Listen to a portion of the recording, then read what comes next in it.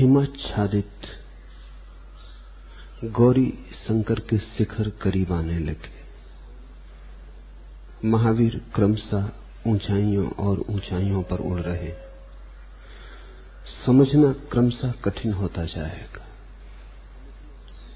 क्योंकि जिन ऊंचाइयों की हमें आदत नहीं है, उन ऊंचाइयों को समझना तो दूर, उन ऊंचाइयों पर श्वास लेना भी कठिन हो जाता है। और जिन ऊंचाइयों का हमें कोई अनुभव नहीं है, उनके संबंध में शब्द भला हमें सुनाई पड़ जाएं, अर्थ का विस्फोट नहीं होता है। गुजर जाते हैं शब्द हमारे पास से। अगर बहुत बार सुने हुए हैं तो ऐसी भ्रांति भी होती है कि समझ में आ गए। इसे स्मरण रखना कि महावीर जो कह रहे हैं वो अगर समझ में ना आए तो स्वाभाविक है, समझ में आ जाए तो संदेह करना, क्योंकि वही अस्वाभाविक है। अनुभव से ही समझ में आएगा। उसके पहले ज्यादा से ज्यादा इतना ही हो सकता है कि अनुभव के लिए एक प्यास प्रज्वलित हो जाए, कि अनुभव की आकांक्षा पैदा हो कि काश ऐसी ऊंचाइयों पर हम भी उड़ सकते। जिन दूर की बातों को महावीर पास ला रहे हैं, काश हमारी भी जीवन की संपदा उन्हीं स्वर्ण रत्नों से बन सकती। प्यास उठाए, बस इतना काफी है। तो समझ में ना आए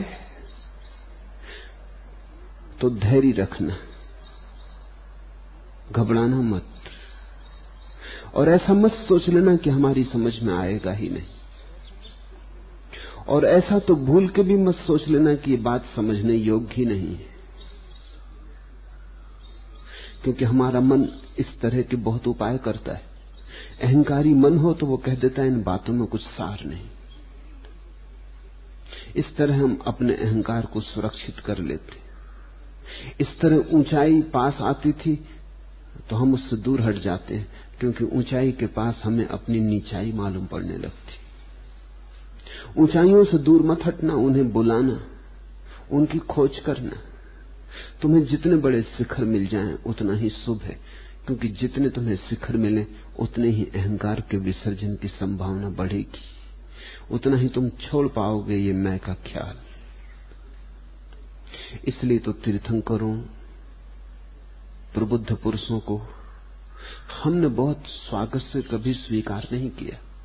उनकी मौजूदगी हमें हीन करती मालूम पड़ने लगी। उनके सामने हम खड़े हुए तो छोटे मालूम होने लगे। उनके पास हम आए तो हम जैसे जमीन पर चींटियां रेंगती हों ऐसे रेंगते हुए मालूम होने लगे। तो दो ही उपाय थे, या तो हम भी उनके साथ उड़ना सीखें, और या हम उन्हें इंकार ही कर दें कि ये सब कल्पना जाल है, कि ये दूर की बातें सब काव्य शास्त्र है, कि ये बातें कहीं है नहीं, ये सब बातें हैं। या हम ये कह के हट जाएं कि ये बातें हमारी समझ में नहीं पड़ती, तो जो समझ में ही नहीं पड़ती हैं उन बातों को मान के हम चलें कैसे? वहां भी भूल हो जाएगी। ध्यान रखना, जो तुम्हारे समझ में नहीं पड़ता वो इसलिए समझ में नहीं पड़ता है कि उसका कोई अनुभव नहीं हुआ है। अनुभव के बिना समझ कैसे होगी? अनुभव के बिना कोई अंडरस्टैंडिंग, कोई प्रज्ञा का प्रादुर्भाव नहीं होता। तो तुम ये मत कहना कि जब समझ में ही नहीं आता तो हम चलें कैसे, क्योंकि चलोगे तो ही समझ में आएगा। ये तो तुमने अगर ऐसा मान लिया तो अपने जीवन में एक ऐसे पत्थर को रख लिया कि उसको पार करना फिर असंभव हो जाएगा। कोई प्रेम को जानता नहीं, प्रेम करता है तब जानता है। और न ही कोई परमात्मा को जानता है जब तक उतरता नहीं उस गहराई में, और न ही कोई आत्मा को जानता है जब तक डूबता नहीं अपने आत्यंतिक केंद्र पर।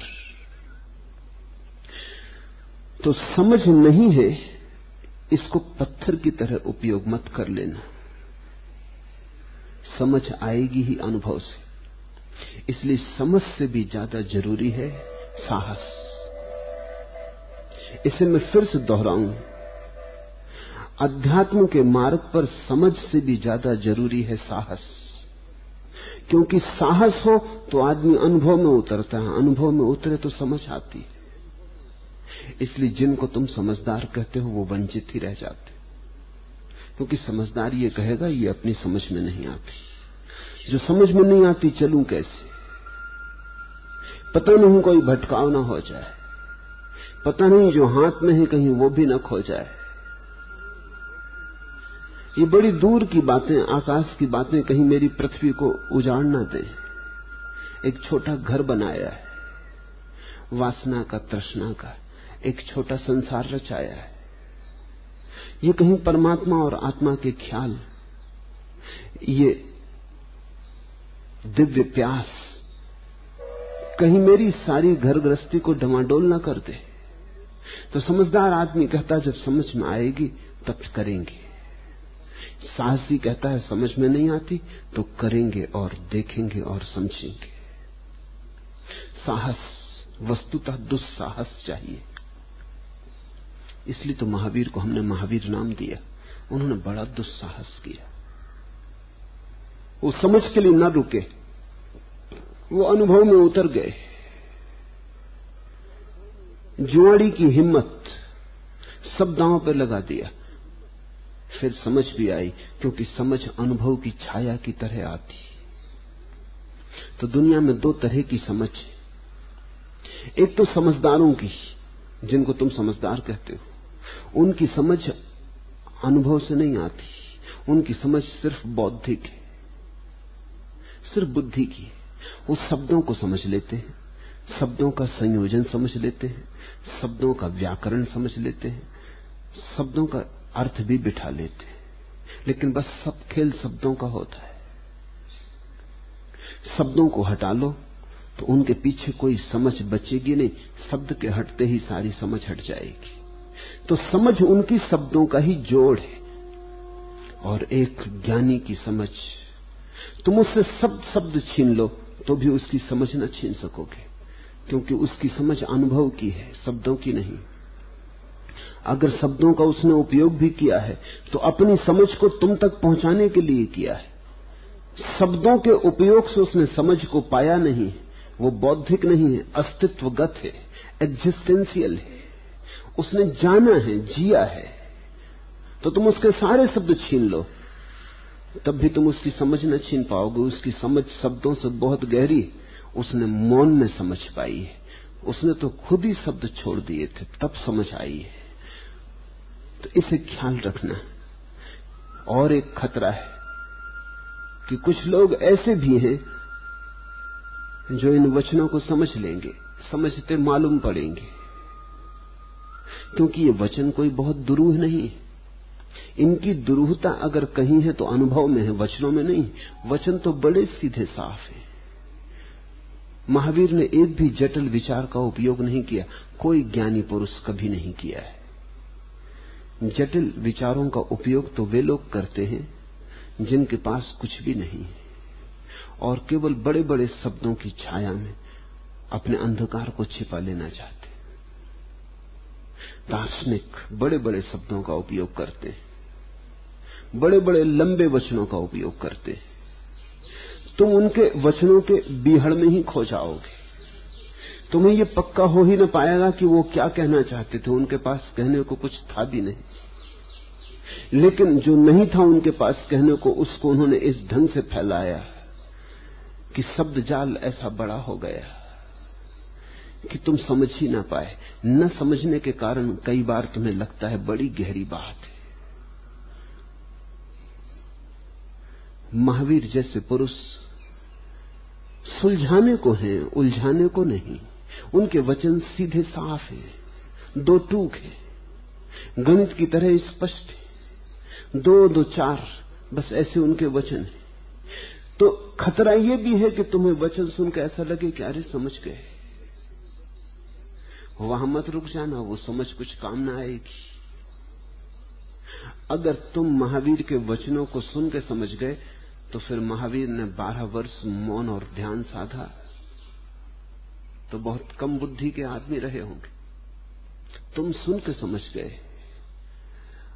महावीर को 12 वर्ष लगे कठोर तपश्चर्या के, गहन संघर्ष के, रत्ती रत्ती अपने को छांटा और काटा और जलाया, निखारा।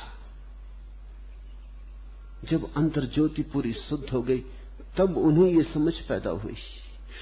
तुम्हारा धुएं से भरा हुआ मन, ईंधन गीला, लपट कहीं दिखाई नहीं पड़ती, बस धुआं ही धुआं फैलता मालूम होता है। इसमें ये शब्द तुम्हें याद हो सकते, बहुत से पंडितों को याद है। इन शब्दों को तुम तोती की तरह कंठस्थ कर ले सकते हो। उस याददाश्त को तुम प्रज्ञा मत समझ लेना। तो 2 बातें स्मरण रखना, समझ में न आए तो इनकार मत करना, और समझ में आ जाए तो भी वहीं मत रुक जाना। इन दोनों के बीच में मार्ग है। इतना समझ में आ जाए कि कुछ पाने योग्य है, इतना ज्यादा भी समझ में न आ जाए कि पा लिया। इतना समझ में आ जाए कि कुछ पाने योग्य है, प्यास जग जाए और यात्रा शुरू हो जाए, तो किसी दिन अनुभव भी घटेगा। तुम भी उड़ोगे उन आकाश की ऊंचाइयों में, तुम्हें भी पंख लगेंगे। जो सब नए पक्षों से रहित है वही समय सार है। उसी को सम्यक दर्शन और सम्यक ज्ञान की संज्ञा दी है। सम्मदम दंसनम नाणम ऐसो लहदिति नवणी बवदेशम, सबने पक्ष रही दो भणी दो जो सो समय सारो। सभ्य नए पक्ष रही दो, जिसका मन सभी पक्षों से रहित है, जो सब नए पक्षों से शून्य है, वही समय सार है।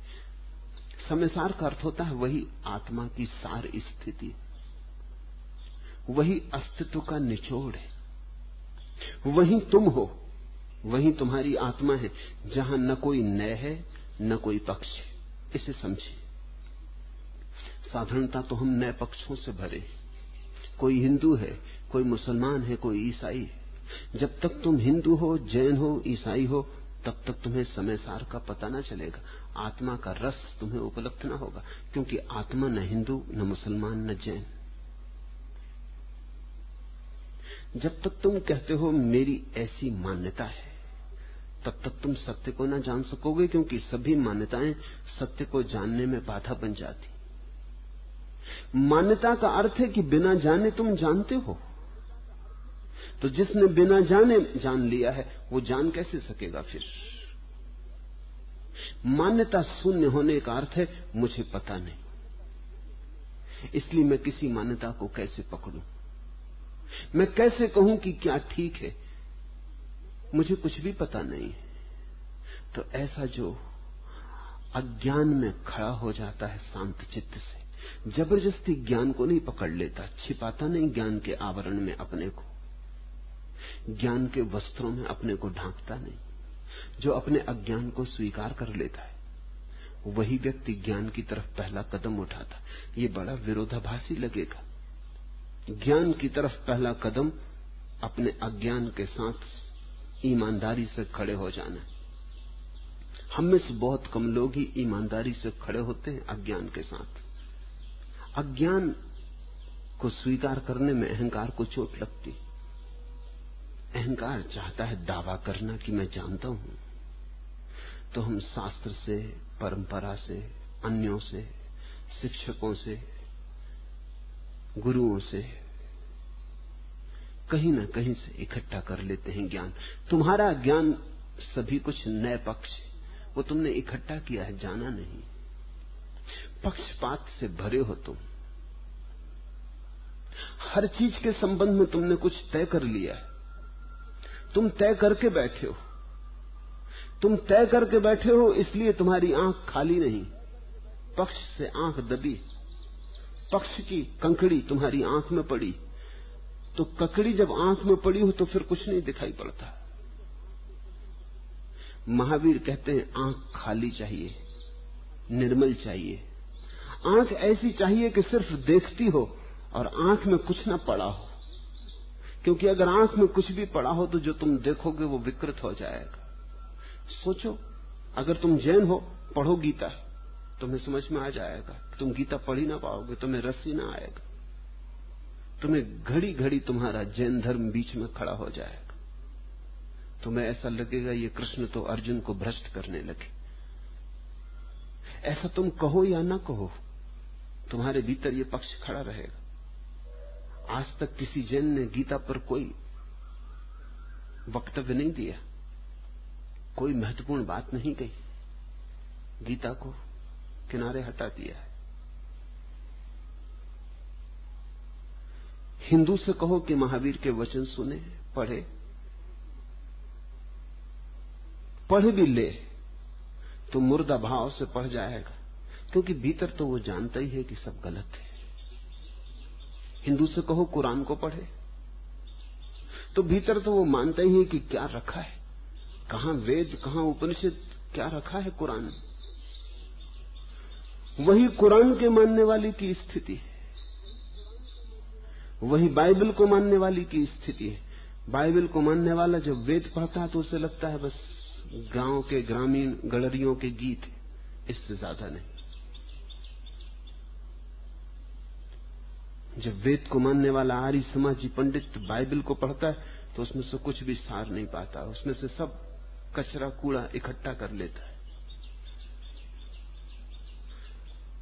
अगर तुम्हें इस दृष्टि की, पक्षपात से भरी दृष्टि की ठीक ठीक उपमा चाहिए हो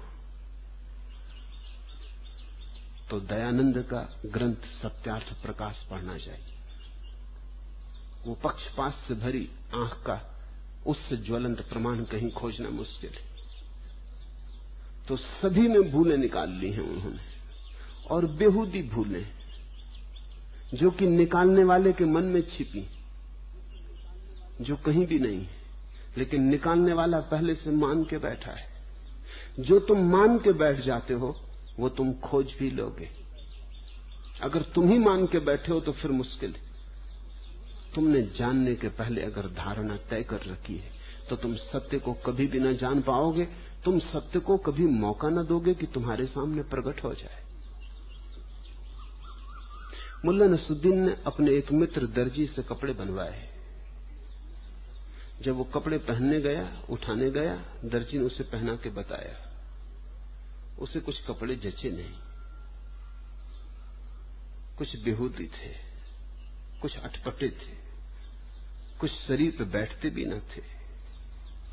लेकिन दर्जी प्रशंसा मारे जा रहा था, वो गुणगान किए जा रहा था। वो कह रहा था, देखो तो जरा दाहिने आईने में, तुम्हारे मित्र भी तुम्हें पहचान न पाएंगे, तुम्हारी पत्नी भी शायद ही तुमको पहचान पाए, इतने सुंदर मालूम हो रहे हो। जरा तुम बाहर तो जाओ, जरा सड़क पर चक्कर लगा के आओ। मुल्ला बाहर गया, संकोच से भरा हुआ, क्योंकि बड़ा अटपटा सा लग रहा था उसे उन कपड़ों में। जल्दी ही भीतर आ गया। जब वो भीतर आया तो दर्जी, जो उसका पुराना मित्र, बोला, आइए राज कपूर साहब, बहुत दिनों बाद आए। अब दर्जी मान के ही बैठा है कि गजब के कपड़े उसने सी दिए। जो तुम मान के बैठे हो तुम उसे सिद्ध करने की चेष्टा में लग जाते हो, जाने अनजाने तुम सब तरह से प्रमाण जुटाते हो। विपरीत प्रमाणों को तुम देखते ही नहीं, तुम्हारी आंखें चुनाव करने लगती हैं। जो पक्ष में पड़ता है तुम्हारे पक्ष के, वो तुम चुन लेते हो, जो विपक्ष में पड़ता है वो तुम छोड़ देते हो। सत्य को जानने का ये ढंग न हुआ, ये तो असत्य में जीने का ढंग हुआ। तो महावीर कहते हैं, सम्मदम दंसनम नाणम ऐसो लहदी तीनावड़ी बवेदेशम सब्गिणे पख रही दो भनी दो जो सो समय सारो। जो सब नए पक्षों से रहित है, जिसकी कोई धारणा नहीं, मान्यता नहीं, जिसका कोई विश्वास अविश्वास नहीं, जो नग्न चित्त है। आकाश ही जिसका आवरण है, विराट ही जिसका आवरण है, इससे कम को जिसने स्वीकार नहीं किया है। ऐसा नग्न चित्त, शांत मन, निष्पक्ष व्यक्ति, वही समय सार है। वो जान लेगा आत्मा का सारभूत, आत्मा का सत्य, उसे अस्तित्व की पहचान मिलेगी, वो अस्तित्व के मंदिर में प्रवेश पा सकेगा। पात्रता पक्षपात रहित हो जाना है।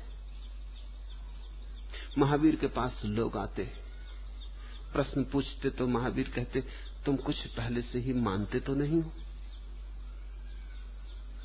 अगर मानते हो तो बात व्यर्थ, फिर संवाद ना हो सकेगा।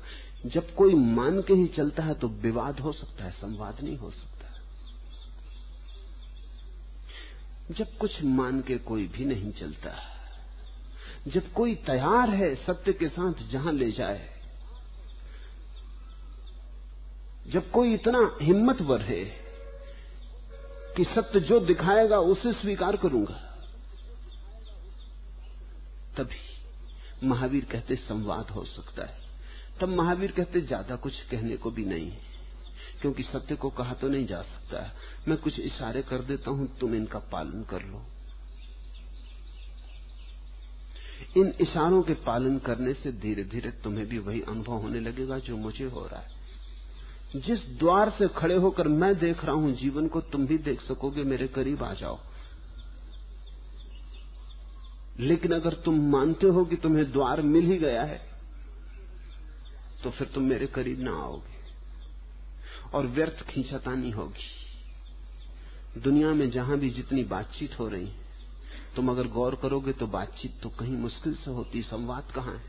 विवाद है, चाहे प्रकट हो चाहे अप्रकट हो। जब भी दो व्यक्ति बात करते हैं तो खुलते कहां हैं? अपनी अपनी चेष्टा में रत रहते। महावीर ने कोई शास्त्रार्थ नहीं किया, किसी से कोई विवाद नहीं किया। महावीर शंकराचार्य की तरह मुल्क में नहीं घूमे विवाद करते। महावीर की पकड़ बड़ी गहरी है। महावीर कहते हैं विवाद से क्या होगा? अगर कोई पहले से मान के बैठा है तो उसे मनाया नहीं जा सकता, और अगर जबरदस्ती उसे चुप करा दिया जाए, तर्क से हो सकता है, तो भी उसका हृदय थोड़ी राजी होता है। कभी कभी ऐसा हुआ है कि तर्क में तुम किसी से हार गए हो, तो भी दिल में तो तुम घाव लिए रहे हो कि ठीक है, देखेंगे, आज जरा मुश्किल हो गई, हम तर्क ठीक ना खोज पाए। चुप कर दिए गए हो तुम, लेकिन तुम्हारा हृदय रूपांतरित तो नहीं हुआ। जबरदस्ती तुम्हारी जबान रोक दी गई। ये हो सकता है कोई तुमसे ज्यादा कुशल हो तर्क में, तो तर्क में जो जीत जाता है जरूरी नहीं कि उसके पास सत्य हो, और तर्क में जो हार जाता है जरूरी नहीं कि उसके पास सत्य ना हो। ये भी हो सकता है जिसके पास सत्य है उसके पास सत्य को सिद्ध करने का तर्क नहीं। ये भी हो सकता है जिसके पास सत्य को सिद्ध करने के तर्क है उसके पास कोई सत्य नहीं। और जो कोई तर्क के द्वारा तुम्हें पराजित कर देता है, वो केवल इतना ही सिद्ध कर रहा है कि वो तुमसे ज्यादा कुशल है, तुमसे ज्यादा अनुभवी है। इतना, उससे कुछ सिद्ध नहीं होता। और ये भी हो सकता है कि वो तुम्हारे पीछे चलने लगे, हार जाए तो तुम्हारे पीछे चले, तुम्हें मान ले। कल कुछ और मानता था, आज तुम्हें मान ले, लेकिन मान्यता तो मान्यता है। कल मानता था ईश्वर नहीं है, आज तुमने तर्क दे दे के सिद्ध कर दिया और उसने मान लिया कि ईश्वर है। कल एक मान्यता से भरा था, आज दूसरी मान्यता से भर गया, विपरीत मान्यता से। लेकिन मान्यता तो दोनों ही मान्यताएं, ज्ञान का जन्म न हुआ। महावीर कहते हैं एक पक्ष को दूसरे में नहीं बदलना है, पक्ष को गिरा देना है, तुम्हें निष्पक्ष होना है। इसलिए जैन भी महावीर के अनुयायी नहीं, क्योंकि जैन होने में ही खराबी हो गई। महावीर जैन न थे, महावीर के पास जैन होने का उपाय नहीं, क्योंकि महावीर की मौलिक दृष्टि यही है कि सभी पक्ष भ्रष्ट कर देते। अब जैन तो पहले से मान के बैठ गया है कि महावीर ठीक है, इसलिए वंचित हो गया है। पहले से मान के बैठ गया कि महावीर जो कहते हैं वो सही ही कहते, इसलिए महावीर से दूर हो गया है। महावीर के साथ तो केवल वही खड़ा हो सकता है जो निष्पक्ष है, इतना निष्पक्ष कि ये भी नहीं कहता कि महावीर ठीक है, इतना ही कहता है कि मुझे पता नहीं, मैं खोजने को तैयार हूं, सूरज की कहीं से भी किरण आए मैं पीछे जाने को तैयार हूं, मैं अनंत की यात्रा के लिए तैयार हूं, और बिना मान्यता की यात्रा पर निकलना बड़ा दूभर है। क्योंकि तुम कहते हो जब कोई मान्यता ही नहीं तो हम यात्रा पर कैसे निकले। वैज्ञानिक तक प्रयोग करने के पहले हाइपोथेसिस निर्मित करता है। हाइपोथेसिस का मतलब है पक्ष तय करता है कि ये हो सकता है कम से कम, फिर यात्रा पर निकलता है। महावीर का विज्ञान वैज्ञानिक के विज्ञान से भी ज्यादा गहरा है। महावीर कहते हैं उतना पक्षपात भी खतरनाक है, क्योंकि उसी पक्षपात के कारण तुम वो देख लोगे जो नहीं था। और ये बात अब वैज्ञानिकों को भी समझ में आने लगी। पोलियानी ने एक बहुत अद्भुत किताब लिखी है, पर्सनल नॉलेज। 300 वर्ष की वैज्ञानिक खोज के बाद वैज्ञानिकों को भी ये सिद्ध हो गया है कि हमारा जो ज्ञान है वो इम्पर्सनल नहीं, अवैयक्तिक नहीं है, वो भी वैयक्तिक है। क्योंकि जो वैज्ञानिक खोज करने जाता है उसकी धारणा वो जो खोज करता है उस पर आरोपित हो जाती, उसको रंग देती। इसलिए हम जो भी जानते हैं वो वस्तुतः ऐसा है कहना मुश्किल है, खोजने वाला उस पर हावी हो जाता है। तो पहले तो हम सोचते थे, अभी एक 20 वर्ष पहले तक वैज्ञानिक यही सोचते थे कि विज्ञान निष्पक्ष है। अगर कोई आदमी किसी स्त्री के संबंध में कहता है बड़ी सुंदर, और तुम्हें सुंदर नहीं लगती, तो तुम कहते हो पसंद की बात है, इसमें कोई झगड़ा खड़ा नहीं होता। तुम कहते हो चाहत की बात है, अपने रुझान की बात। तुम्हें सुंदर मालूम पड़ती, मुझे सुंदर नहीं मालूम पड़ती, झगड़ा खड़ा नहीं होता। क्योंकि जो आदमी कहता है ये स्त्री सुंदर है, वो इतना ही कह रहा है कि मुझे सुंदर मालूम पड़ती। ये हुई पर्सनल, वैयक्तिक बात, इसमें झगड़ा नहीं। एक आदमी को एक तरह की सिगरेट पसंद पड़ती, दूसरे आदमी को दूसरी तरह की पड़ती। एक आदमी को एक तरह का साबुन पसंद है, दूसरे को दूसरी तरह का पसंद है। एक आदमी को एक तरह का फूल लुभाता है, दूसरे को दूसरी तरह का लुभाता है। कोई कहता है सुबह बड़ी सुंदर है, कोई कहता है मुझे जचती नहीं। तो कोई झगड़ा खड़ा नहीं होता, विवाद का कोई कारण नहीं, ये व्यक्तिगत रुझान है। लेकिन अगर कोई आदमी कहे ये स्त्री सुंदर है, ये वैज्ञानिक सत्य, तो फिर झगड़ा खड़ा होगा। वैज्ञानिक सत्य कहने का अर्थ ये हुआ कि ये सभी के लिए सुंदर है, तो फिर अड़चन आएगी। अब तक वैज्ञानिक मानते थे कि उनका सत्य वैज्ञानिक है और बाकी जो वक्तव्य हैं वो कवियों के। लेकिन पोलियानी की किताब ने और पोलियानी की खोजों ने जीवन भर की ये सिद्ध करने की कोशिश की कि विज्ञान भी वैयक्तिक है। आइंस्टीन जो कह रहा है वो आइंस्टीन कह रहा है, न्यूटन जो कह रहा है वो न्यूटन कह रहा है। यद्यपि आइंस्टीन जो कह रहा है वो इतने प्रबल तर्क से कह रहा है कि अभी हम उसका विरोध न कर पाएंगे जब तक कि प्रबलतर आइंस्टीन न आ जाए। और ये 300 साल में निरंतर हुआ। न्यूटन ने जो कहा वो आइंस्टीन ने गलत कर दिया। ऐसी ऐसी चीजें जिनके बाबत हम सोचते थे बिल्कुल सही हैं, वो भी सही न रही। ज्यामिति जैसा शास्त्र भी सही न रहा। यूक्लिड ने जो सिद्ध किया था वो गलत हो गया, दूसरे लोगों ने उससे विपरीत मान्यताएं सिद्ध कर दी। गणित जैसा विषय भी अब वैज्ञानिक नहीं रहा, क्योंकि गणित की सामान्य मान्यताएं के विपरीत भी मान्यताएं लोगों ने सिद्ध कर दी और नए गणित विकसित हो गए। तो अब तो दिखाई पड़ता है कि सारा ज्ञान व्यक्तिगत है, रुझान है, वो आदमी के ऊपर निर्भर है। महावीर कहते हैं जो परम सत्य को मानने चला है, मान्यता तो दूर, हाइपोथेसिस परिकल्पना भी ठीक नहीं, नए भी ठीक नहीं। नए का अर्थ होता है बड़ी सूक्ष्म सी रेखा दृष्टि की, कोई दृष्टिकोण, कोई हाइपोथेसिस, वो भी ठीक नहीं। उसे खाली जाना चाहिए, कोरा। तुम्हारे मन के कागज पे कुछ भी ना लिखा हो, अन्यथा जो लिखा है उसका प्रक्षेपण हो जाएगा। तुम्हारा मन का कागज बिल्कुल कोरा हो, इसका अर्थ हुआ तुम्हारा मन सक्रिय रूप से भाग न ले ज्ञान की खोज में, निष्क्रिय रहे, एक्टिव न हो, पैसिव रहे। स्थिर हो तुम्हारा चित्त, सिर्फ जो हो रहा है उसको स्वीकार करे, लेकिन कैसा होना चाहिए, कैसा होता, ऐसी कोई धारणा प्रक्षेपण ना करे। इसे ख्याल में लेना। जगत में खोज के दो उपाय हैं, एक निष्क्रिय, एक सक्रिय। सक्रिय में तुम चेष्टा करते हो कुछ खोजने की, निष्क्रिय में तुम केवल निष्पक्ष भाव से खड़े होते। सक्रिय चेष्टा विचार बन जाती है, निष्क्रिय चेष्टा ध्यान बन जाती है। जब तुम सक्रिय होकर खोज में लग जाते हो तो तुम विचारों से भर जाते हो, क्योंकि विचार मन के सक्रिय होने का अंग है। मन जब सक्रिय होता है तो विचार से भर जाता है, मन जब निष्क्रिय होता है तो कोरा रह जाता है। आकाश में बादल हो तो सक्रिय, आकाश में कोई बादल न हो तो निष्क्रिय, कोई क्रिया नहीं हो रही।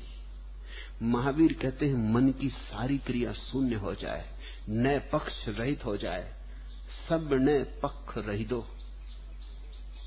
तो जो शेष रह जाता है उस निष्क्रिय चित्त की दशा में, जिसको लाओत्सु ने वो वेई कहा है,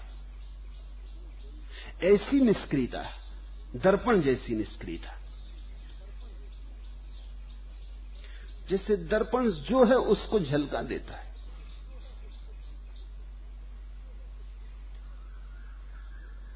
अगर दर्पण कुछ जोड़ता है, घटाता है, तो सक्रिय हो गया। जैसा है वैसा का वैसा, तैसे का तैसा झलका देता है। उस स्थिति को महावीर कहते हैं उपलब्ध हो जाओ तो वही समय सार है, वही अध्यात्म का निचोड़ है, वहीं से तुम्हें अनुभव का जगत शुरू होगा। उसी को सम्यक दर्शन और उसी को सम्यक ज्ञान की संज्ञा दी। महावीर कहते हैं और शब्द शब्द है, मगर असली बात वही है।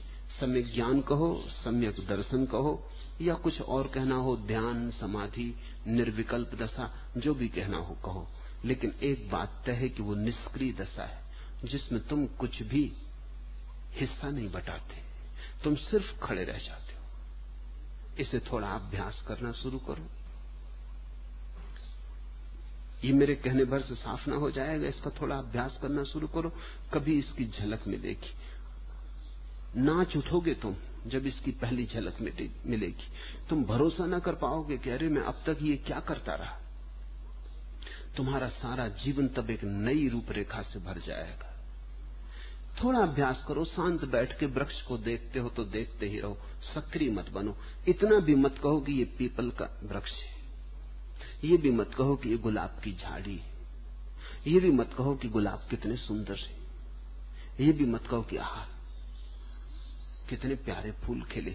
ऐसा मन में कुछ भी मत कहो, क्योंकि ये सब नए पक्ष, ये सब तुम्हारी मान्यताएं। गुलाब का फूल तो बस गुलाब का फूल है, न सुंदर न असुंदर। सुबह तो बस सुबह, सब वक्तव्य तुम्हारे, सुबह तो अवक्तव्य है, उसके बाबत तो कोई वक्तव्य नहीं हो सकता, अनिर्वचनीय। सब निर्वचन तुम्हारे, तुम अपने को हटा लो, तुम कुछ कहो ही मत, तुम सक्रिय बनो ही मत, तुम सिर्फ सुबह को देखते रह जाओ। उगता है सूरज उगने दो, वृक्षों में हवा सरसराती है सरसराने दो, तुम शब्द ना दो, तुम शब्द को मत बनाओ, तुम शब्द से रिक्त और शून्य देखते रहो, देखते रहो। धीरे धीरे धीरे धीरे धीरे अभ्यास घना होगा। कभी ऐसा क्षण आ जाएगा, एक क्षण को भी, कि तुम सिर्फ देखते रहे और तुम्हारे भीतर डालने को कुछ भी न था, तुमने कुछ भी न डाला अस्तित्व में, तुम सिर्फ खड़े देखते रहे। दर्शक, दृष्टा मात्र, जिसको महावीर कहते हैं ज्ञायक मात्र, सिर्फ देखते रहे। उस घड़ी में एक झरोखा खुलता है। पहली दफा अस्तित्व तुम्हारे सामने अपने रूप को प्रकट करता है। पहली बार तुम उसे देखते हो जो है, क्योंकि पहली बार तुम कुछ जोड़ते नहीं, मिलाते नहीं, तुम कुछ डालते नहीं, तुम भी शुद्ध होते हो उस घड़ी में, और अस्तित्व भी शुद्ध होता है। दो शुद्धियां एक दूसरे का साक्षात्कार करती। इसे महावीर कहते हैं समय सार। तुमने कभी ख्याल किया, दूध वाला दूध में पानी मिला लाता, तुम कहते हो अशुद्ध कर दिया। तुमने इस पर कभी विचार किया कि उसने शुद्ध पानी मिलाया हो तो अशुद्ध क्यों कह रहे हो? वो कहेगा कि हमने तो दोहरा शुद्ध कर दिया, शुद्ध पानी शुद्ध दूध दोनों को मिलाया, अशुद्धि तो कुछ मिला ही नहीं है। पानी भी शुद्ध था, प्रासुक था, दूध भी शुद्ध था। अशुद्धि कैसे कह रहे हो? किस कारण कह रहे हो? फिर भी तुम कहोगे दूध अशुद्ध है। अशुद्धि का कारण ये नहीं कि तुमने अशुद्धि मिलाई, दो शुद्धियां भी मिला दो तो अशुद्धि का परिणाम आता है। अशुद्ध कहने का इतना ही अर्थ है कि दूध अब दूध ना रहा और पानी पानी ना रहा। तुम ख्याल रखना, दूध ही अशुद्ध नहीं होता, पानी भी अशुद्ध हो गया। तुम दूध को कहते हो अशुद्ध हो गया, पानी को नहीं कहते, क्योंकि पानी तो मुफ्त मिलता है, इसलिए कोई चिंता नहीं है, कोई आर्थिक सवाल नहीं उठता। तुम कहते हो दूध अशुद्ध हो गया, लेकिन दूसरी बात भी ख्याल रखना, पानी भी अशुद्ध हो गया है। अगर किसी क्षण शुद्ध पानी की जरूरत हो तब तुम समझोगे कह रहे ये तो पानी भी अशुद्ध हो गया, दूध मिला दिया। मिलावट अशुद्धि। तो जब तुम अस्तित्व में मिलावट करते हो, जब तुम कुछ डालते हो, उंडेलते हो, जब तुम दूध में पानी डाल देते हो, तब सब अशुद्ध हो जाता है, तुम भी, अस्तित्व भी। जब तुम खड़े रह जाते हो तटस्थ साक्षी, यहां अस्तित्व, यहां तुम, दो दर्पण एक दूसरे के सामने बिना कुछ डाले हुए, तब दो शुद्धियों का साक्षात्कार होता है। इस साक्षात्कार की अवस्था को महावीर कहते हैं समय सार।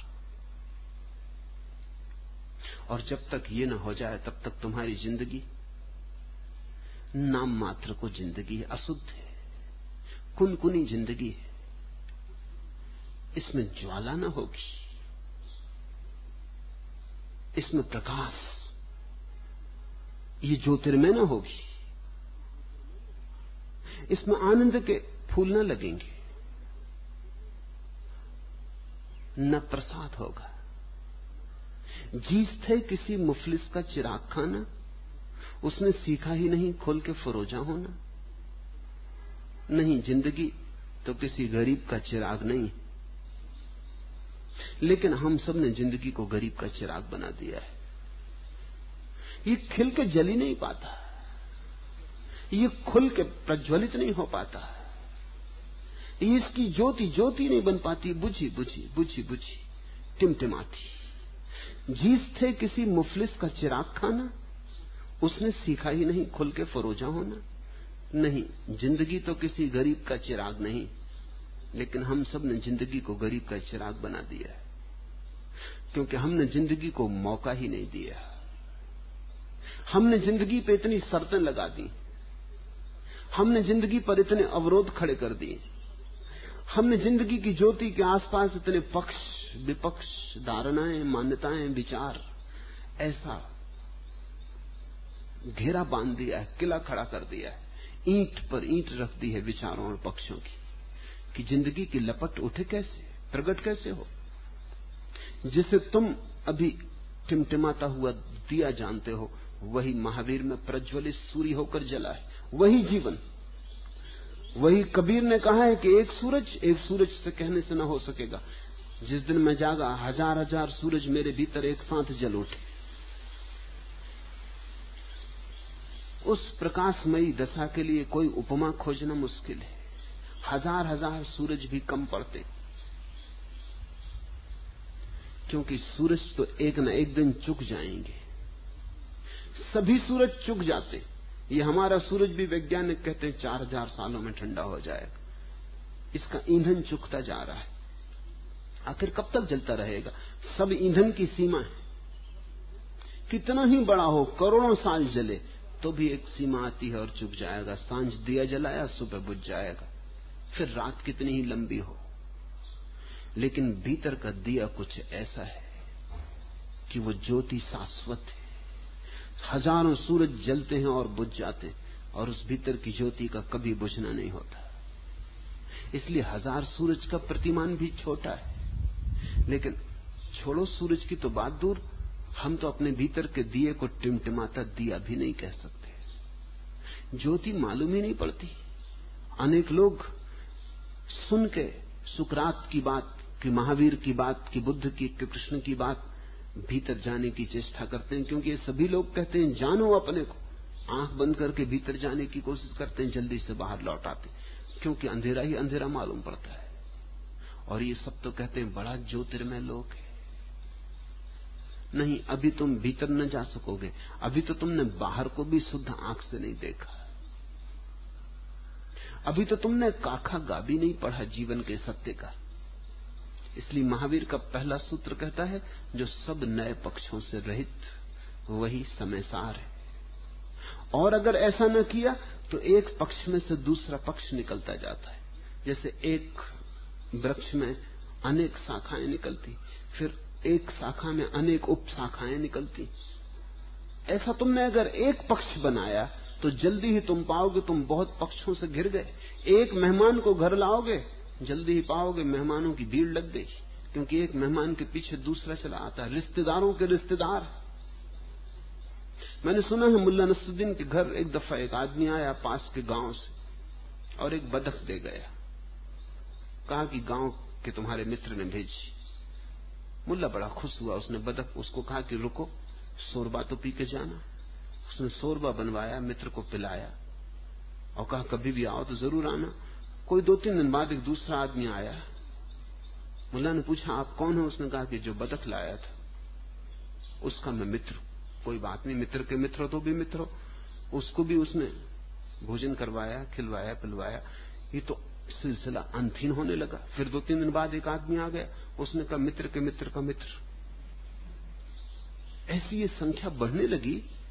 2-3 महीने में तो मुल्ला बहुत घबरा गया कि तो एक बतख क्या भेजी, ये तो सारा गांव आया जा रहा है। उसने कहा कुछ करना पड़ेगा। फिर एक आदमी आ गया 2-4 दिन बाद। अब तो बहुत संख्या आगे बढ़ गई थी, मित्र के मित्र के मित्र के मित्र, काफी लंबी श्रृंखला हो गई थी। उसने कहा कुछ बताने की जरूरत नहीं, ठीक है। उसने पत्नी से कहा सिर्फ गर्म पानी बना दे, कुछ और बनाना मत। गर्म पानी लेके उसको पीने को दिया। कहा बतख का शोरबा है। उसने चखा। उसने कहा तो सिर्फ गर्म पानी मालूम होता है, इसमें बतख तो कहीं दिखाई नहीं पड़ती। उसने कहा खाक दिखाई पड़ेगी। ये शोरबे का शोरबा का शोरबा का शोरबा, सिर्फ पानी बचा है। अब विचार से और विचार निकल आते। पहला विचार ही व्यर्थ था, दूसरा और भी व्यर्थ होता है, तीसरा और भी व्यर्थ होता है। अंत में तुम्हारे पास विचारों की भीड़ लग जाती जिनमें सार्थकता कुछ भी नहीं होती।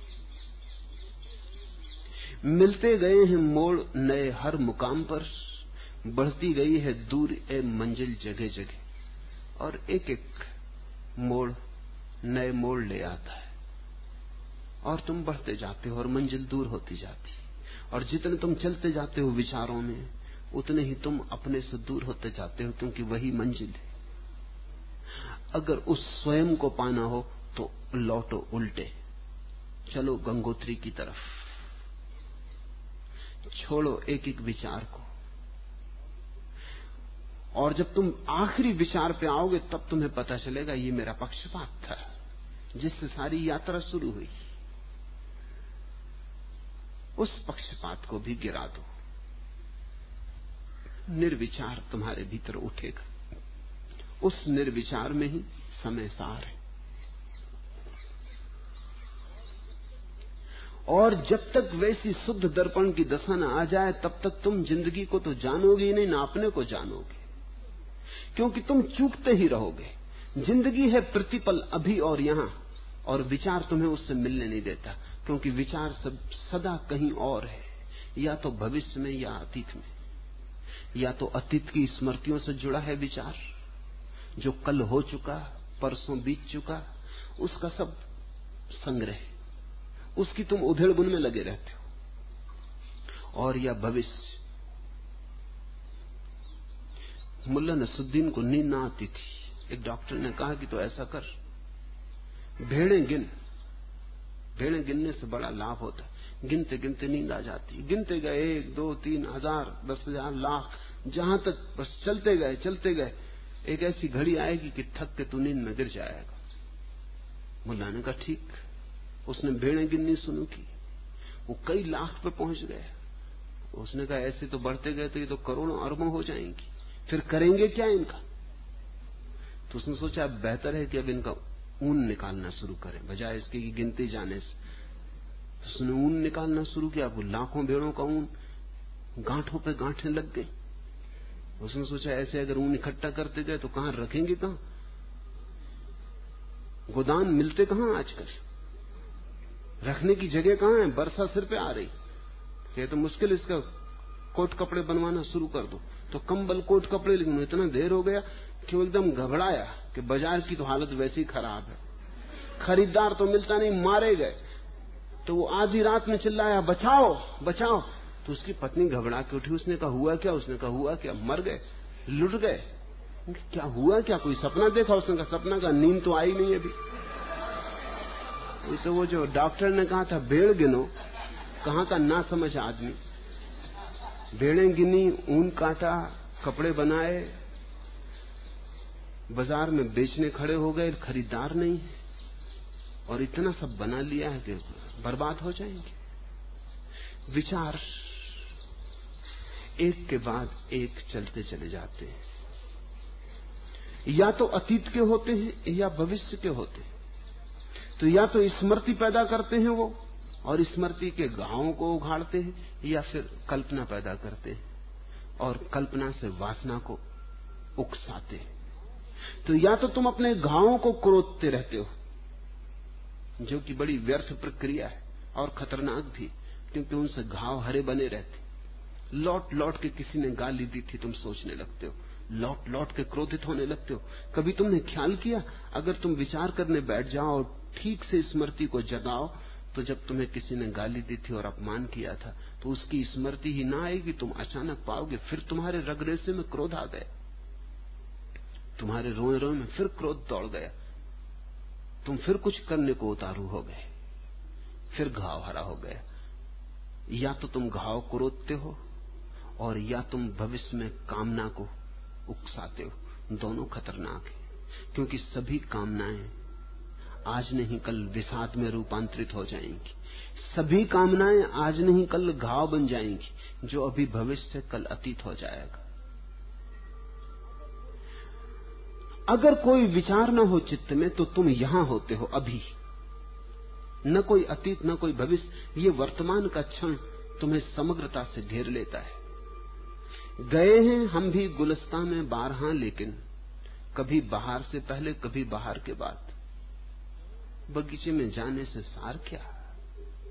गए हैं हम भी गुलिस्तां में बारहा, लेकिन बहुत बार गए, अनेक बार गए, कभी बाहर से पहले कभी बाहर के बाद। या तो वसंत के पहले जाते हैं, या वसंत जब बीत जाता है तब जाते। हर हालत में पतझड़ हाथ लगता है। तो अस्तित्व का जो बगीचा है वो तो अभी और यहां है, वर्तमान उसका ढंग है। तुम जाते हो या तो जब बीत चुकी बाहर, या अभी जब आई नहीं, या तो अतीत के ढंग से या भविष्य के ढंग से। निर्विचार में जो खड़ा है वो वर्तमान से जुड़ता है, उसका सीधा सीधा संबंध हो जाता है, वो आमने सामने खड़ा होता है। ये प्रतीति, ये साक्षात्कार महावीर कहते हैं समय सार है।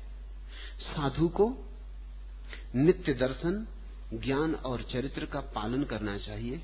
निश्चय से इन तीनों को आत्मा ही समझना चाहिए। ये तीनों आत्मरूप ही हैं, अतः निश्चय से आत्मा का सेवन ही उचित है। दंसन नान चरितानी सेवि दव्वानी साहुना निंचम तानी पुण्य जान त्रिणी भी अपाणम चेव निश्चय दो। इस वचन के जो भी अनुवाद किए गए हैं उनमें थोड़ा सा फर्क मालूम होता है, और फर्क बहुमूल्य है।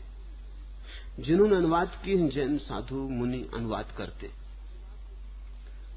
अनुवाद में उनका व्यक्तिगत पक्षपात उतर जाता है।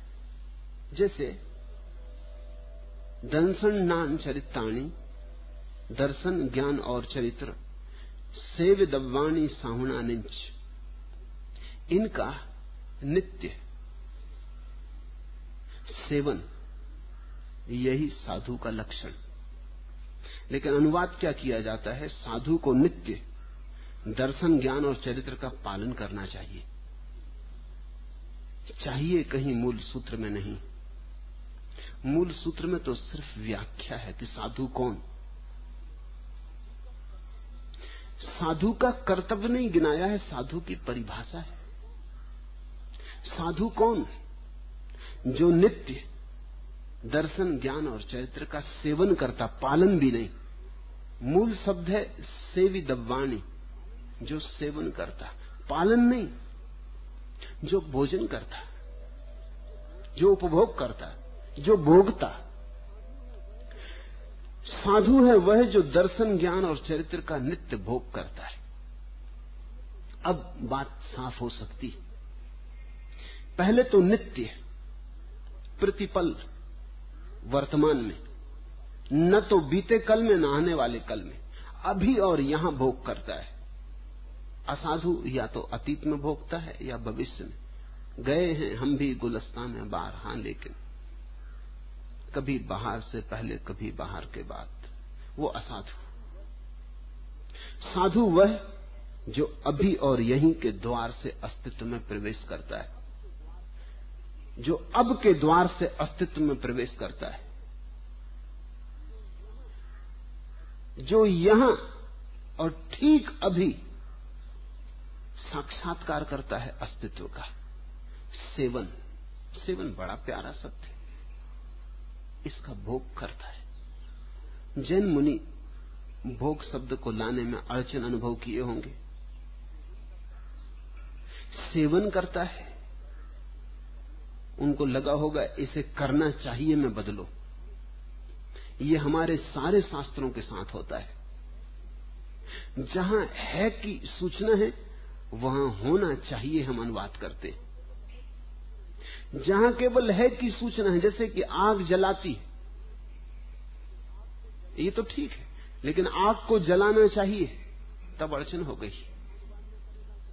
कोई ऐसा अनुवाद न करेगा कि आग को जलाना चाहिए, क्योंकि आग इस तरह की बकवास को मानती ही नहीं, वो तो जलाती है।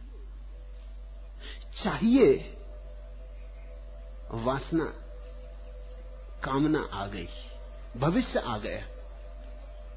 चाहिए का अर्थ ही हुआ कि कल हो सकेगा, आज नहीं हो सकता। चाहिए का मतलब ही यह हुआ कि जो है नहीं, कोशिश करके लाना होगा। तो कोशिश में तो समय लगेगा, दिन लग सकते हैं, वर्ष लग सकते हैं, जन्म लग सकते हैं। कौन जाने कितना समय लगेगा, तब हो पाएगा। लेकिन साधारणतः दूसरे सुनने वाले भी इस अनुवाद से राजी होते, क्योंकि उनको भी सुविधा मिल जाती। वो भी कहते हैं चाहिए, ठीक है, कल पर स्थगित करने का उपाय है, तो कल कर लेंगे। साधुता कल, असाधुता आज। तुमने देखा, अगर दान देना हो तो तुम कहते देंगे, क्रोध करना हो तुम नहीं कहते करेंगे, तुम कहते हो करते हैं अभी। क्रोध होता है और करुणा करनी चाहिए, ये बड़े मजे की बात है। अगर दान देना है तो तुम कहते हो करेंगे। एक मित्र सन्यास लेने आए थे, वो कहने लगे सोचता हूं, बहुत दिन से सोच रहा हूं, अभी भी विचार कर रहा हूं, अभी भी पक्का नहीं कर पाता। मैंने उनसे पूछा, क्रोध के संबंध में सोचते हो कि बिना ही सोचे पक्का कर लेते हो? वो कहने लगे, क्रोध के संबंध में तो हालत उल्टी है, सोचते हैं कि ना करें और होता है, और सन्यास के संबंध में हालत है कि सोचते हैं कि लें और नहीं होता।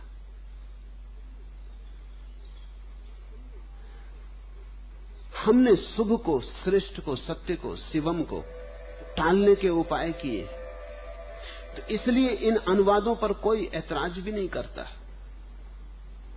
ये सिर्फ सूचक है, महावीर कह रहे हैं दंसन नान चरित्राणी सेवि दव्वानी साहुना निंच, वही है साधु, वही है साहू जो नित्य सेवन कर रहा है दर्शन ज्ञान चरित्र का, जो कल पर नहीं छोड़ रहा है, जो अभी और यहीं जी रहा है, जिसने भविष्य के साथ नाते तोड़ लिए। भविष्य के साथ जिसका नाता है वही ग्रस्त, क्योंकि ग्रस्त का अर्थ है वासना, कामना, कल भोगेंगे। और ग्रस्त की भूल यही है कि कल आएगी मौत, तुम भोग ना पाओगे, तुम कल पे टालते जाओगे, एक दिन मौत आ जाएगी, तुम्हारा सब टाला हुआ रह जाएगा। महावीर इतना ही कह रहे हैं कि शुभ को टालना मत, स्थगित मत करना, जब शुभ का भाव उठे तत्क्षण भोग लेना, अशुभ को टालना, क्योंकि टल जाए तो अच्छा। अशुभ को कल पर छोड़ना। मेरे देखे ऐसा है कि अगर तुम अशुभ को कल पर छोड़ो तो उसी तरह अशुभ ना हो पाएगा जैसे अभी शुभ नहीं हो पा रहा। कल पे छोड़ा होता ही नहीं। तुम जरा करके देखो, कोई तुम्हें गाली दे, तुम कहो कि 24 घंटे बाद क्रोध करेंगे। अगर तुम कर लो 24 घंटे बाद क्रोध तो चमत्कार है, हो नहीं सकता। 24 घंटे 24 क्षण तो रुको, क्रोध असंभव हो जाएगा। अब्राहम लिंकन के जीवन में उल्लेख है, एक आदमी मित्र उनका बड़ा क्रोधित आया, किसी ने उसको पत्र लिखा था, बड़ी उलझुल बातें लिखनी थी। लिंकन का बैठो इसी वक्त जवाब दो, और दिल खोल के जवाब दो, डरने की जरूरत नहीं। मैं तुम्हारा मित्र भी हूं, तुम्हारा वकील भी हूं, यह हद हो गई। लिखो दिल खोल के, जो भी गालियां तुम्हें लिखनी लिख डालो पूरा। वो आदमी भी थोड़ा चौंका है, ऐसी उसने सोचा ना था कि लिंकन ये कहेंगे, और वो बैठ गया लिखने। दिल तो भरा था, दिल खोल के उसने गालियां दी। लिंकन उसे उकसावा देते रहे कि तू डर मत, लिख, सब लिख डाल, सब मवाद निकाल दे।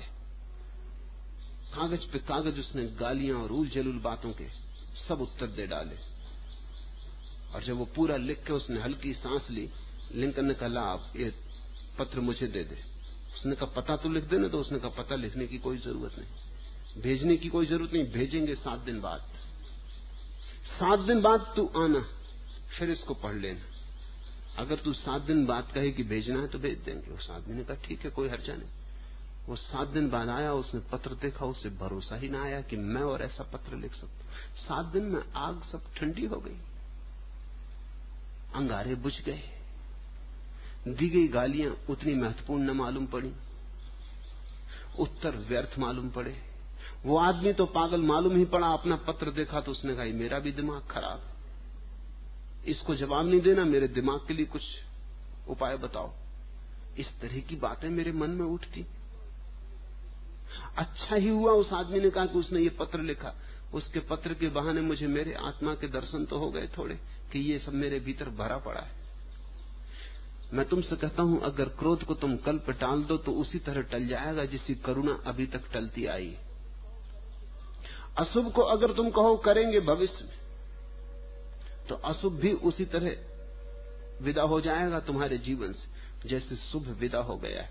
महावीर कहते हैं, साधु वो है जो दर्शन ज्ञान और चरित्र का अभी पालन कर रहा है, अभी सेवन कर रहा है। और पालन से सेवन शब्द ज्यादा बेहतर है, क्योंकि पालन में ऐसा लगता है कि कुछ चेष्टा करके, आयोजन करके अपने को बांध रहा है, कोई अनुशासन।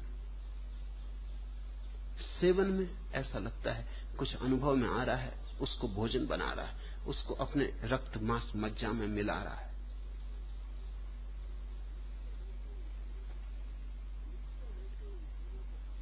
निश्चय न से इन तीनों को आत्मा ही समझना चाहिए। ये तीनों आत्मरूप ही हैं, ये अलग अलग नहीं। ये जैनों की त्रिवेणी या त्रिमूर्ति, क्योंकि ईश्वर का तो कोई भाव जैनों के पास नहीं है। सम्यक ज्ञान, सम्यक दर्शन, सम्यक चारित्र, ये उनके शिव, ब्रह्मा, विष्णु, ये उनकी त्रिमूर्ति, ये उनकी ट्रिनिटी, और ये तीनों आत्मा के ही तीन रूप है। ये तुम्हारे होने की शुद्धता में प्रकट होते, ये आत्मा ही है। अतः निश्चय से आत्मा का सेवन ही उचित है। ये बड़ा अद्भुत वचन है।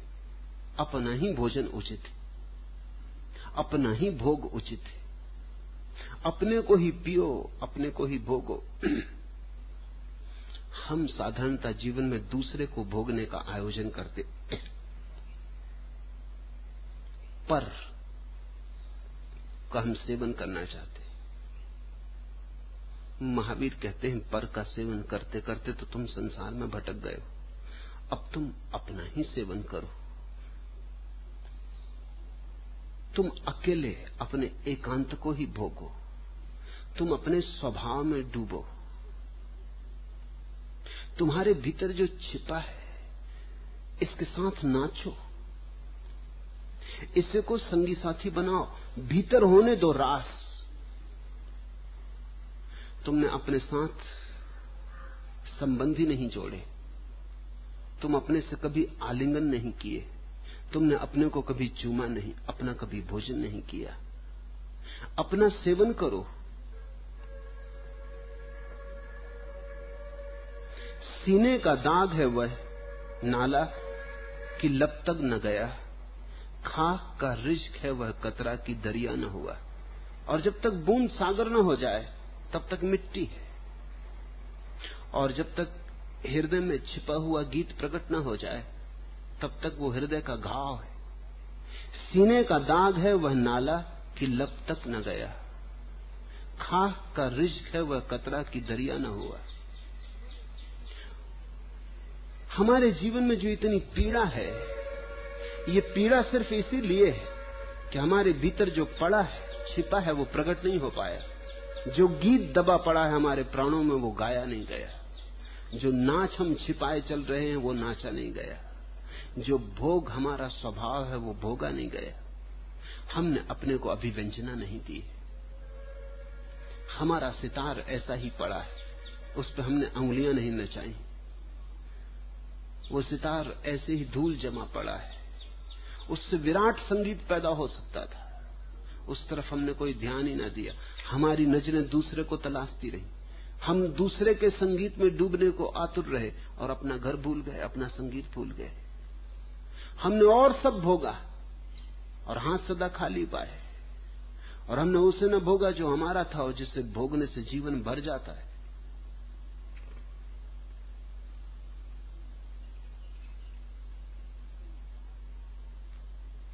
कई बार इसका दामन भर दिया हुस्न दो आलम से, मगर दिल है कि इसकी खाना वीरानी नहीं जाती। कितनी बार नहीं तुमने दोनों दुनियाओं को लूटकर अपने हृदय को भर देने की चेष्टा की है। कई बार इसका दामन भर दिया हुस्न दो आलम से, मगर दिल है कि इसकी खाना वीरानी नहीं जाती। लेकिन दिल है कि वो गरीब का गरीब, दीन का दीन, भिखारी का भिखारी, खंडहर का खंडहर वहां कभी महल बन नहीं पाता, बनेगा भी नहीं। क्योंकि बाहर की तुम सारी दुनियाएं लूट के ले आओ तो भी कुछ न होगा, जब तक कि भीतर की दुनिया न लूटो। और भीतर की दुनिया कुछ ऐसी है, ऐसी अनंत कि भोगो और भोग के नए द्वार खुलते चले जाते। रस लो और नई रसधार बहती, रसधार बड़ी होती जाती, बड़ी होती जाती, और कतरा एक दिन दरिया बन जाता, बूंद एक दिन सागर हो जाती। तुम जब तक प्रकट न हो जाओगे अपनी परिपूर्ण महिमा में, तब तक दुखी रहोगे, घाव रहेगा, गीत गाना ही पड़ेगा। वो हमारी नियति है। अभिव्यंजित तो होना ही होगा, गूंजना ही होगा एक परम संगीत से, एक दिव्य विभा से मंडित होना ही होगा। अपनी महिमा को छिपाओ मत, भोगो। हिंदू शास्त्रों में बड़े प्रसिद्ध वचन हैं, आहार शुद्धौ सत्व शुद्धि, सत्व शुद्धौ ध्रुवा स्मृति, स्मृति लाभे सर्व ग्रंथि नाम विप्रमोक्षा। आहार शुद्धि से सत्व शुद्धि, सत्व शुद्धि से ध्रुव स्मृति का लाभ, और स्मृति लाभ से ग्रंथियों का खुलना और समस्त उलझनों का अंत, समाप्ति भी प्रमोक्ष। साधारणतः लोग यही अर्थ करते हैं आहार शुद्धि से सत्व शुद्धि, यही अर्थ करते हैं शुद्ध आहार, ब्राह्मण के हाथ का बनाया हुआ आहार।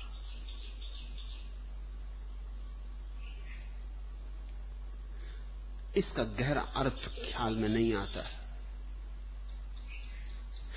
शुद्ध का आहार, परम शुद्ध का आहार, सत्व का आहार, वो जो तुम्हारे भीतर छिपा है उसका आहार। महावीर वर्षों तक उपवास किए, महीनों उपवास किए, दिनों उपवास किए, लेकिन उन्होंने अपने इस उपवास को उपवास कहा, निराहार न कहा, अनशन न कहा, उपवास कहा। उपवास का अर्थ है अपने पास होते जाना, अपने निकट होते जाना। जो उपनिषद का अर्थ है वही उपवास का अर्थ है, अपने पास और पास होते चले जाना।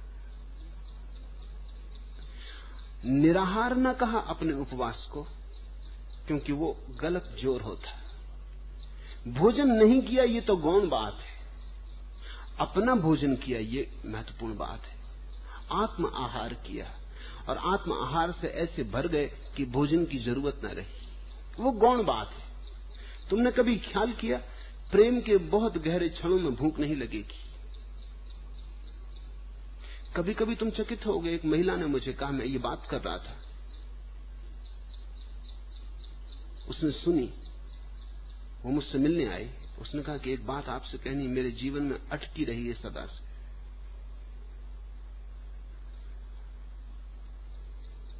उसकी सास की मृत्यु हुई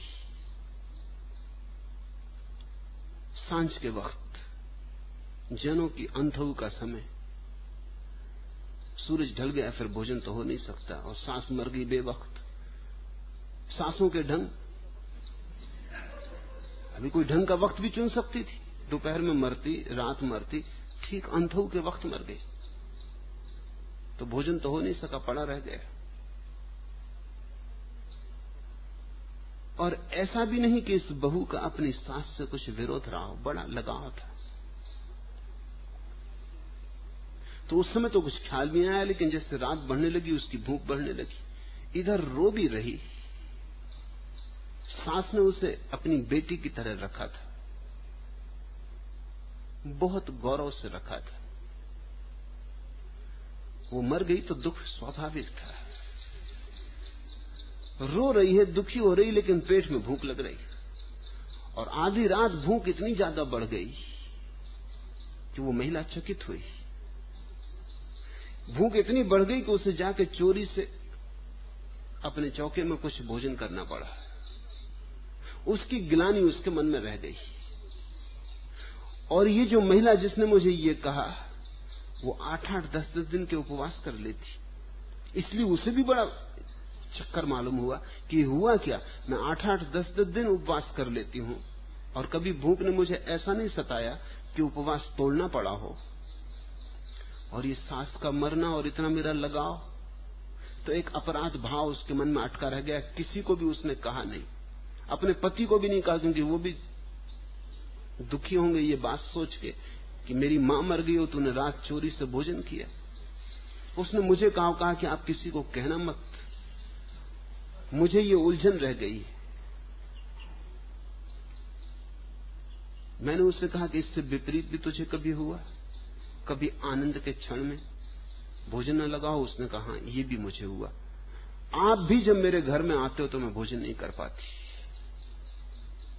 मैं इतनी प्रसन्न हो जाती हूं कि वर्ष में आप 2 दिन के लिए आते हो, कि 2 दिन में भोजन नहीं कर पाती, बस ऐसे चाय इत्यादि से काम चल जाता है, भूख ही नहीं लगती, ऐसा कुछ भरापन मालूम होता। जब भी तुम आनंदित होगे तुम हैरान हो जाओगे कि पेट भरा है। तुम इतने भरे हो, इतने भीतर भरे हो कि पेट का खालीपन पता ना चलेगा। प्रेम के बहुत गहरे क्षणों में भूख ना लगेगी, दुख के क्षणों में भूख लगेगी। दुख में तुम एकदम खाली हो जाओगे।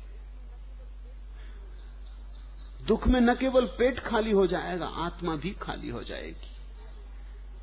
इसलिए अक्सर जिसने तुम्हारे जीवन को बहुत गहराई से भरा था, अगर वो मर जाएगा तो तुम्हें तत्क्षण भूख लगेगी।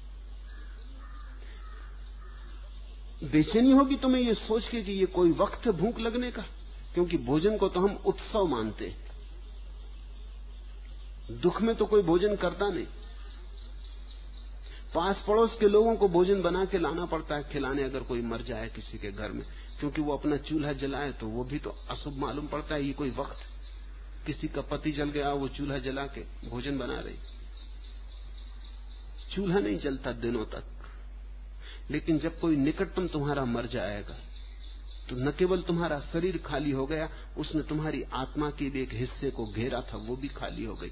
और खालीपन ऐसा मालूम होगा कि लगेगा कुछ भोजन कर लो। कल ही एक सन्यासी ने मुझे कहा, विपस्सना का 10 दिन प्रयोग करने के बाद 10वें दिन आखिरी दिन उसे ऐसा लगा कि शरीर से आत्मा अलग हो गई। कोई आधी रात के वक्त वो घबरा गया। यह अनुभव इतना प्रगाढ़ था और इतना साफ था कि मैं आत्मा से अलग हूं, कि उसे लगा कि अब मौत होने के करीब है। और जो पहली बात उसे याद आई वो ये कि कुछ खाओ, जल्दी कुछ खाओ। जो कुछ भी उसे मिल सका, आधी रात होटल में रहता है, आधी रात जो कुछ भी मिल सकता जगा के, कुछ भी, उसने जल्दी अपना पेट भर लिया। उसने कल मुझे कहा कि मैंने कुछ गलत तो नहीं किया, क्योंकि करने के बाद मुझे ऐसा लगा कि कुछ भूल हो गई, क्योंकि वो अनुभव तत्क्षण खो गया। लेकिन उस क्षण में मुझे इतने जोर की भूख लगी जैसी मुझे कभी लगी न थी। शरीर आत्मा से अलग होता हुआ मालूम पड़े, एक खालीपन मालूम होगा। और भरने का हम एक ही उपाय जानते हैं, पेट को भर लो, और हमें कोई उपाय नहीं मालूम। अगर इस क्षण में ये युवक अपने को प्रेम से भर लेता या आनंद से भर लेता तो यह अनुभव और ऊंचे शिखर पे पहुंच जाता।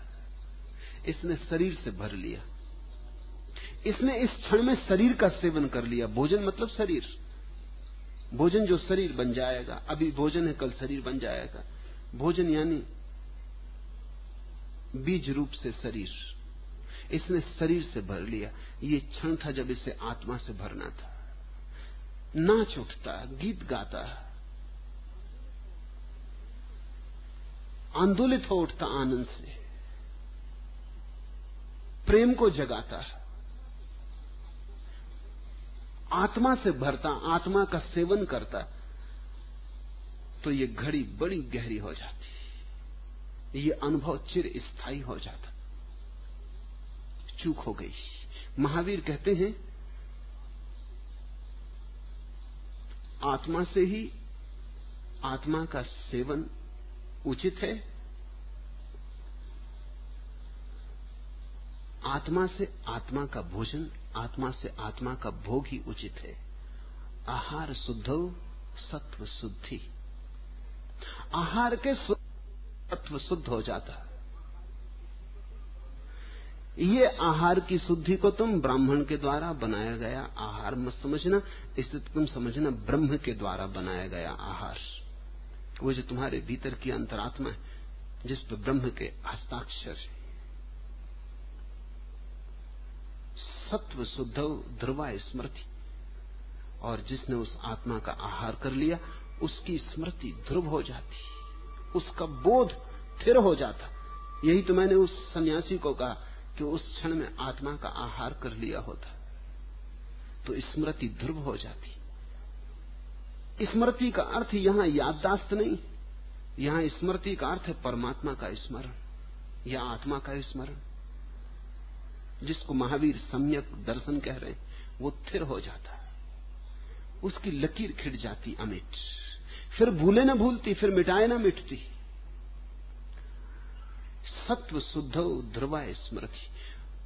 और आत्मा के शुद्ध आहार से जब भीतर का सत्व शुद्ध होता है तो स्मृति ध्रुव हो जाती। स्मृति लाभ है सर्व ग्रंथि नाम विप्र मोक्षा। और स्मृति से स्मृति के लाभ से सारी ग्रंथियां खुल जाती, जिसको महावीर कहते हैं निर्ग्रंथ दशा। सब गांठें खुल जाती और जो शेष रह जाता है वही मोक्ष, वही समाधान, समाधि, विप्रमोक्षा। फिर कुछ और करने को शेष नहीं रह जाता। जो आत्मा इन तीनों से समाहित हो जाता है और अन्य कुछ नहीं करता है और न कुछ छोड़ता है, उसी को निश्चय से मोक्ष मार्ग कहा है। निक्षिण एन भनिदो तिहते ही समाहिदो हु जो अप्पा न कुणदि किंचिवी अन्नम न मोयदि सो मोक्ष मग्गोति। बड़ी अद्भुत बात महावीर कह रहे हैं। जो आत्मा इन तीनों से समाहित हो जाता है, सम्यक ज्ञान, दर्शन, चारित्र, समाहित। समाहित का अर्थ है जिसके लिए ये ऊपर से थोपे गए नियम नहीं, जो इन्हें पचा गया, जो इसको इस भांति पी गया, इस भांति की मांस मज्जा बन गई, समाहित हो गया। अब ऐसा नहीं कि वो चेष्टा करता है चारित्र की, कि मैं ठीक करूं और गैर ठीक ना करूं। ऐसा भी नहीं कि वो चेष्टा करता है ज्ञान को पकड़ने की, दर्शन को पकड़ने की। नहीं, ये सब समाहित हो गए। तुमने भोजन किया तो भोजन की दो घटनाएं घट सकती हैं। तुमने भोजन किया, या तो भोजन समाहित हो जाएगा और या अपच हो जाएगी। अपच होगी तो भोजन बिना पचा शरीर के बाहर फेंक देना होगा, वमन से निकले, मलमूत्र से निकले। लेकिन अगर अपच हुआ तो उसे शरीर से बाहर फेंक देना होगा, वैसा का वैसा। उसमें जो छिपा हुआ सत्व है तुम्हारा हिस्सा न बन पाएगा। समाहित का अर्थ है पच जाए, तो जो कूड़ा कचरा है वो बाहर निकल जाएगा, जो सार है वो तुम्हारे खून में, लहू में बहने लगेगा, वो तुम्हारे हृदय में धड़केगा, तुम्हारी आंखों से देखेगा, तुम्हारे मस्तिष्क से सोचेगा, वो तुम्हारे भीतर का हिस्सा हो जाएगा। एक बार जो अन्न पच गया, फिर तुम्हें उसकी चिंता नहीं करनी होती कि वो क्या कर रहा है, खून ठीक चल रहा है कि नहीं, मस्तिष्क सोच रहा है या नहीं, हड्डी मांस मज्जा बन रही या नहीं। तुम तो गले के नीचे उतार लेते हो भोजन को, फिर बात खत्म हो गई। अगर न पचे तो अड़चन होती। पंडित है ऐसा व्यक्ति जिसका ज्ञान समाहित नहीं हुआ, ज्ञानी है ऐसा व्यक्ति जिसका ज्ञान समाहित हो गया। पंडित है ऐसा व्यक्ति जिसको अपच हो जाता है, भर लेता है ज्ञान को, लेकिन वो ज्ञान कहीं उसके जीवन की धारा का अंग नहीं होता। वो धारा में कंकड़ पत्थर की तरह पड़ा रहता है, धारा के साथ बहता नहीं। समाहित का अर्थ है जिसे तुम भूल जाओ फिर भी तुम्हारे साथ हो, जिसकी तुम्हें चेष्टा न करनी पड़े, सहज तुम्हारे साथ हो, सहज स्फूर्त यानी समाहित। जो आत्मा इन तीनों से समाहित हो जाता है और अन्य कुछ भी नहीं करता, अन्य कुछ की कोई जरूरत नहीं, ये तीन काफी है, इन तीन में सब हो जाता है और न कुछ छोड़ता है। ये जैन मुनियों को बड़ी तकलीफ होगी सोच के, न कुछ करता न कुछ छोड़ता, क्योंकि छोड़ना भी कृत्य है। छोड़ने में भी कर्ता आ जाता है और अहंकार आ जाता है। न तो पकड़ता और न छोड़ता, चुपचाप साक्षी भाव से जीता है। उसी को निश्चय से मोक्ष मार्ग कहा है, वही है मुक्ति का मार्ग। जो छोड़ने पकड़ने में पड़ा वो अड़चन में पड़ेगा, वो यहां से वहां डोलेगा। कभू तो दैर में हूं मैं, कभू हूं काबे में, कहां कहां लिए फिरता है शौक उस दर का। वो उसके दरवाजे को कभी मंदिर में खोजेगा, कभी मस्जिद में खोजेगा, कभी यहां कभी वहां, और एक दरवाजा जहां की वो छिपा है स्वयं का अनखुला रह जाएगा। चमक सूरज में क्या रहेगी अगर बेजार हो अपनी किरण से, और जो व्यक्ति छोड़ने पकड़ने में लग जाएगा वो बेजार हो जाएगा। छोड़ने का मतलब है निंदा करनी होगी अपने कुछ अंगों की, शरीर की निंदा करनी होगी, धन की निंदा करनी होगी, काम वासना की निंदा करनी होगी, सबकी निंदा करनी होगी। चमक सूरज में क्या रहेगी अगर बेजार हो अपनी किरण से, और ये अपनी ही किरणें। अगर इनसे हम बेजार हो गए और इनकी निंदा करने लगे और छोड़ने के चक्कर में पड़ गए तो हम तोड़ते जाएंगे अपने को। लेकिन जीवन का अहोभाग्य इस दिशा से नहीं आता। जीवन का अहोभाग्य तो तब आता है जब जो भी हमें मिला है उसे हम रूपांतरित करने में कुशल हो जाएं, समाहित करने में कुशल हो जाएं। काम वासना समाहित होकर ब्रह्मचर्य बन जाती, क्रोध समाहित होकर करुणा बन जाता है, राग समाहित होकर प्रेम बन जाता है, हिंसा समाहित होकर अहिंसा बन जाती। पचा लो, बेजार मत हो जाना, छोड़ने के उपद्रव में मत पड़ जाना, क्योंकि जो तुम छोड़ दोगे उसका रूपांतरण असंभव हो जाएगा। अगर क्रोध छोड़ दिया तो ये तो हो सकता है तुम अक्रोधी हो जाओ, लेकिन करुणावान न हो सकोगे। अगर काम वासना छोड़ दी तो ये तो हो सकता है कि तुम काम रहित हो जाओ, लेकिन ब्रह्मचर्य उपलब्ध न हो सकेगा। ये काम रहितता वैसे ही होगी जैसे हम सांड को बैल बना देते, ग्रंथि काट देते, यंत्र को नष्ट कर देते। और तुम ऐसा मत सोचना कि ये मैं जो दृष्टांत दे रहा हूं बड़े दूर का है।